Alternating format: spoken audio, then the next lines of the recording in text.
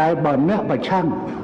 ហើយបែរទៅជាគប់គិតជាមួយបរទេសបំផ្លាញខ្មែរប្រហែលជាមានតម្រូវការកែរដ្ឋធម្មនុញ្ញសាជាធ្វើវិសោធនកម្មរដ្ឋធម្មនុញ្ញសាជាថ្មីទៀត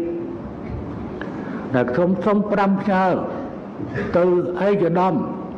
រដ្ឋមន្ត្រីក្រសួងយុទ្ធភ័ពកម្ពុជាសិក្សាអំពីការធ្វើវិសោធនកម្មច្បាប់រដ្ឋធម្មនុញ្ញទាក់ទងនឹងការដកសញ្ជាតិពលរដ្ឋកម្ពុជាណាដែលខុបខិតជាមួយបរទេសបំផ្លាញខ្មែរតើអាចធ្វើបានទេព្រោះពេលនេះជាពេលវេលាដែលត្រូវការហើយច្បាប់រដ្ឋធម្មនុញ្ញរបស់យើងមិនអនុញ្ញាតឲ្យមានការដកសញ្ជាតិទេ